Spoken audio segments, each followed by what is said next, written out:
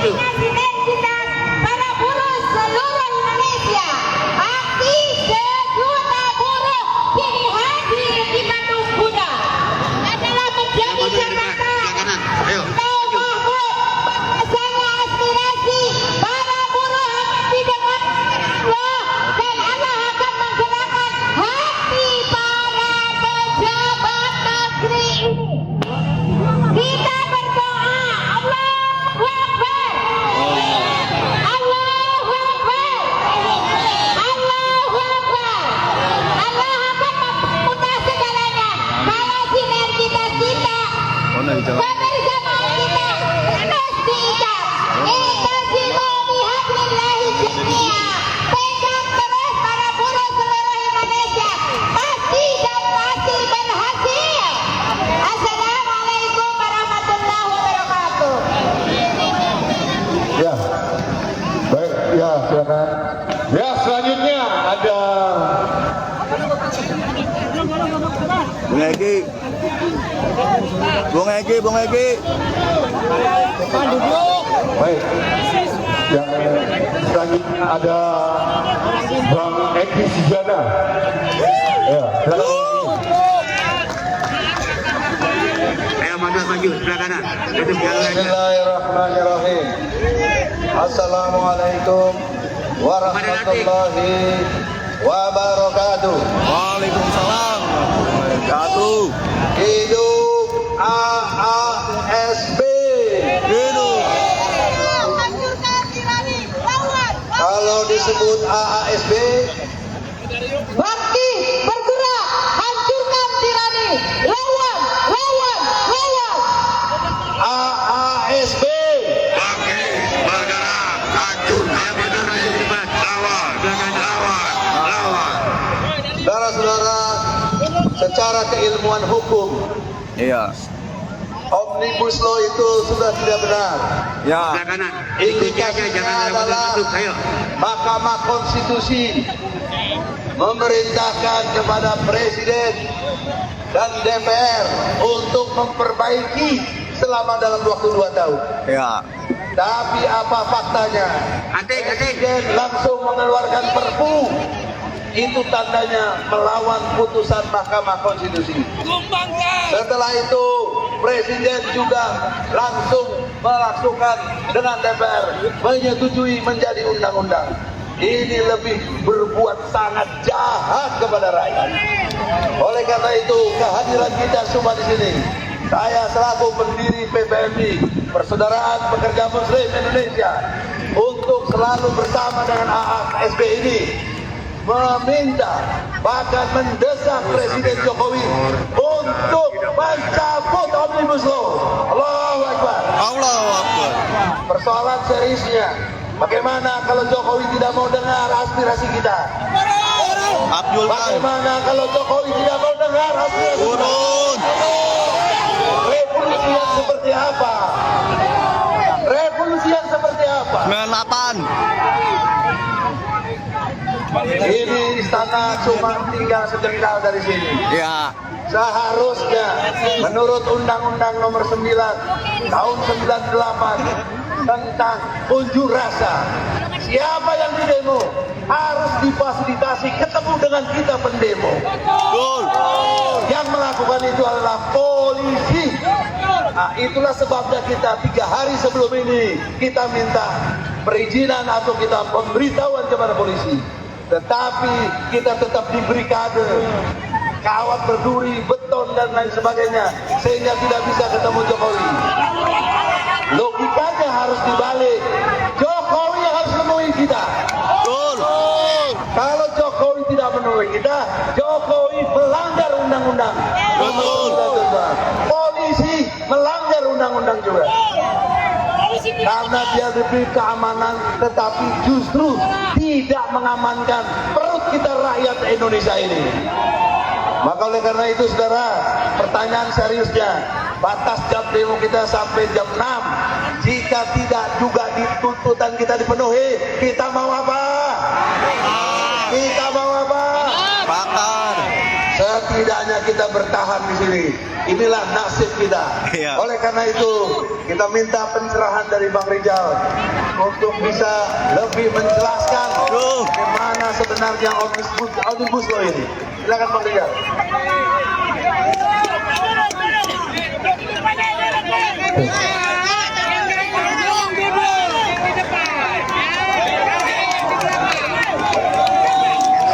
Itu kenapa motor bisa lewat, masih bisa lewat? Tutup aja dulu, kawan-kawan.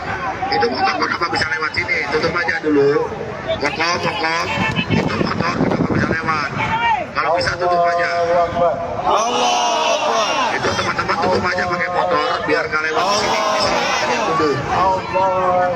Yang parkir motor itu coba lihat kenapa motor bisa masuk ke sini. Tutup. Merdeka. Merdeka. Monggo, bapak mobil awas motornya sebelah depan. Dikasih jalan dulu kawan-kawan. Ada mobil bapak tentara. Gerakan buruh. Masuk silakan, yuk terus.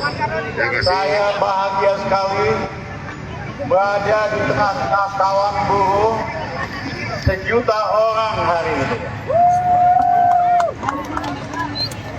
Gerakan buruh hari ini mewakili bukan hanya aspirasi buruh, tapi aspirasi rakyat biasa.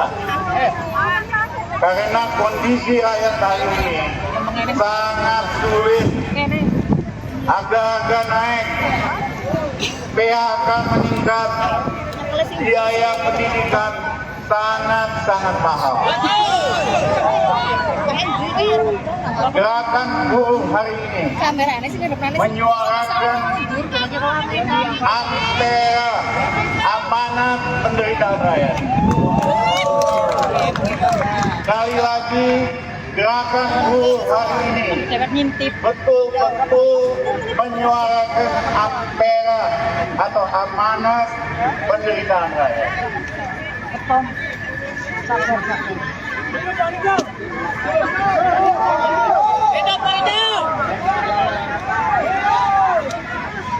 Undang-undang Omnibus Law ini, saya lebih suka menyebutnya undang-undang cilaka,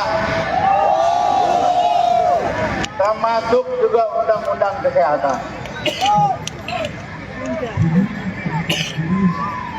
Undang-undang cilaka ini merupakan pintu masuk dari perbudakan modern. Zaman Belanda dulu, rakyat kita kerja paksa, kerja yang tidak mampu meningkatkan kesejahteraannya, betul-betul undang-undang perburuan yang kolonial.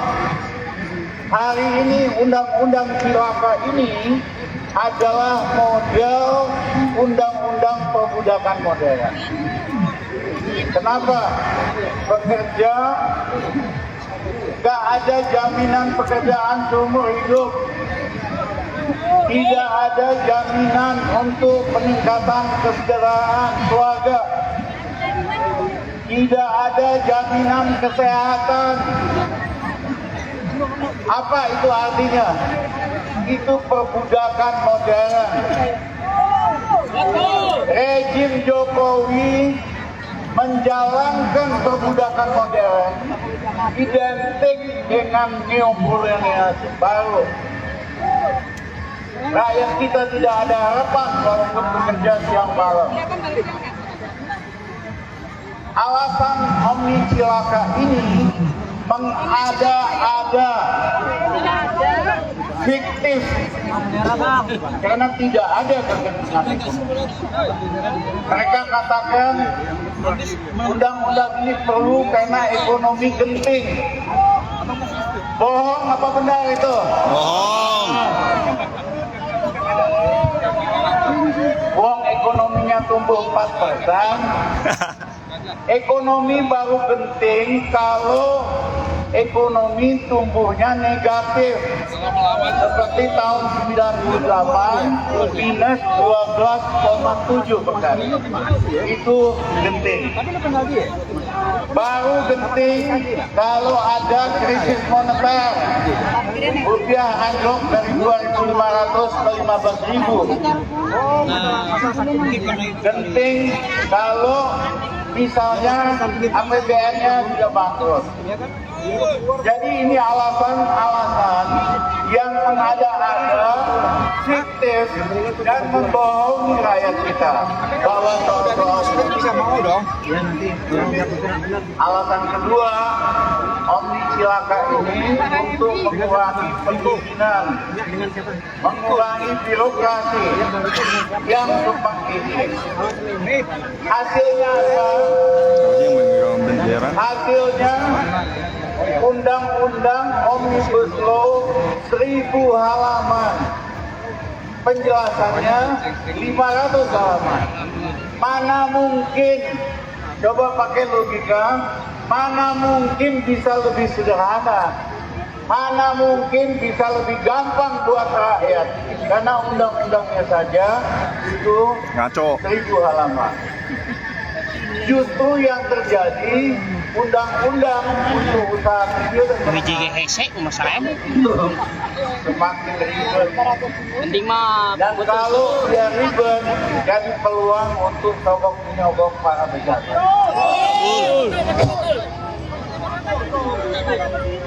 Setelah 3 tahun undang-undang ini, tidak ada peningkatan investasi besar-besaran kecuali di sektor pertambangan. Negara-negara lain nggak ada tuh omnibusan, tapi berhasil menarik investasi paling besar seperti Vietnam, berhasil menarik investasi seperti di Thailand, seperti di India. Kagak ada itu undang-undang omni. Hei Jokowi, lu belajar dulu dari Vietnam. Hei Jokowi, lu belajar dulu dari India. Hei Jokowi, lu belajar dulu dari Thailand. Kagak ada itu undang-undang Omni Cilaka di situ.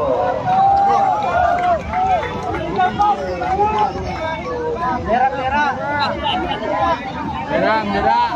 Setelah 3 tahun ini,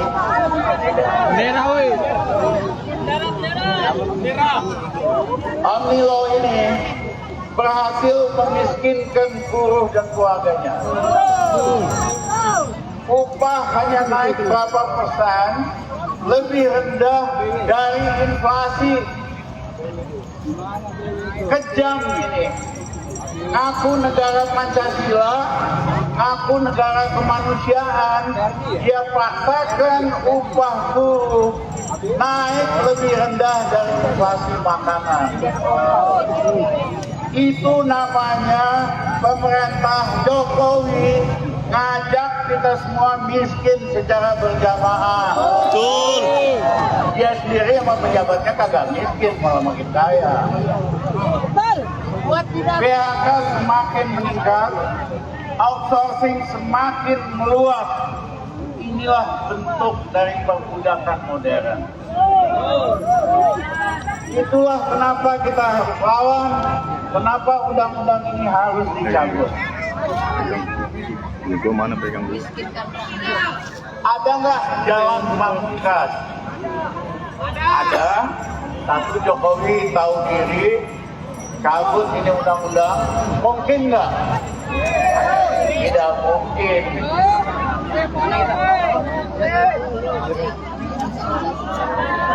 Mungkin tidak dia mencabut undang-undang ini. Tidak mungkin. Nggak mungkin. Setan.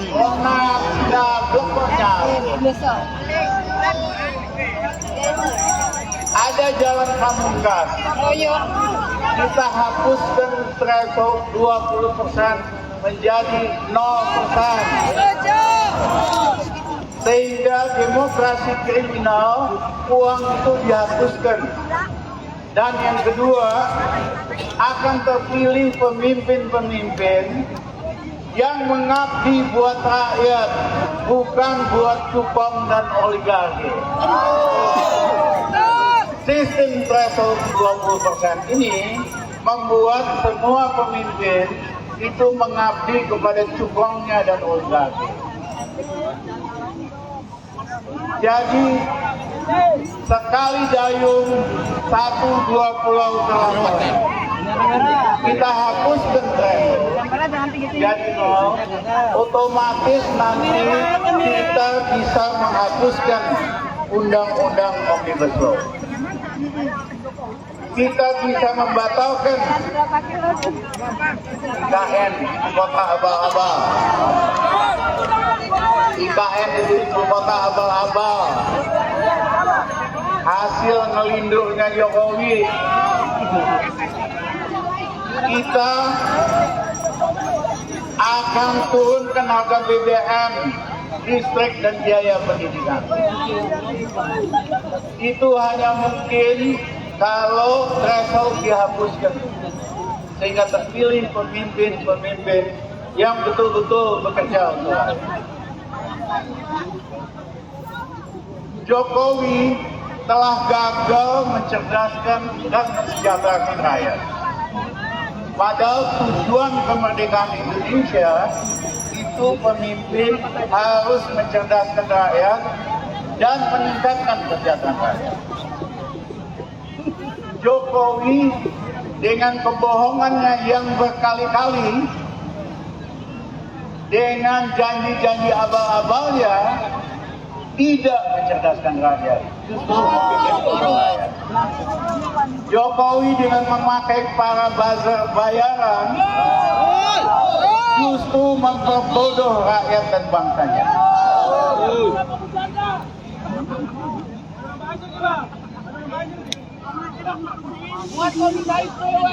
Jokowi tapi berhasil meningkatkan kekayaan oligarki secara ugal-ugalan. Kekayaan cukong dia berhasil tingkatkan. Saya mohon maaf, saya pernah ditangkap oleh Pak Harto 1,5 tahun di penjara di Sukamiskin. Tapi saya harus mengakui di hati Pak Harto masih ada rakyat kita. Makanya dia bikin SD-Kipres, dia bikin pendidikan lebih murah, dia bikin puskesmas dan lain-lain. Jokowi di hatinya tidak ada rakyat, tampangnya doang yang merakyat. Di hatinya itu hanya cukong dan oligarki. Presiden Gus Dur hatinya buat rakyat. Waktu saya diangkat ketua Bulog, Gus Dur hanya pesan, Rizal, kamu bikin senang hati rakyat. Bagaimana caranya? Kamu lebih ngerti. Ya. Jadi pemimpin yang masih ada hatinya sama rakyat akan berbuat untuk meningkatkan kesejahteraan rakyat. Ini meningkatkan kagak bisa, meningkatkan pendapatan rakyat kagak bisa, tapi malah bisa bikin rakyat lebih susah, lebih menderita. Masa pemimpin begini itu pertahankan? Jokowi juga memperluas KKN dan membangun politik dinasti. Bayangin itu anaknya jadi wali kota, bupati, mantunya kayanya luar biasa, investasi ratusan miliar dari duit sogokan.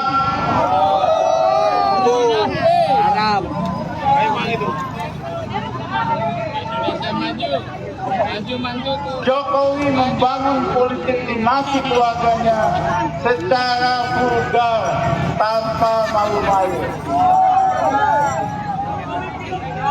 Pelanggaran konstitusional Jokowi sudah sangat banyak dan luas mencakup berbagai sektor negara. Ininya itu di situ, jadi orang Kondisi ekonomi sosial rakyat sangat menyedihkan.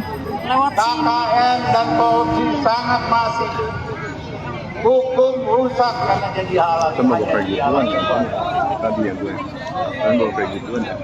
Dengan berbagai pelanggaran konstitusional itu, tidak ada jalan lain untuk menyelamatkan Indonesia, meningkatkan kesejahteraan buruh, kecuali menghentikan Jokowi sebagai presiden dalam waktu secepat-cepatnya.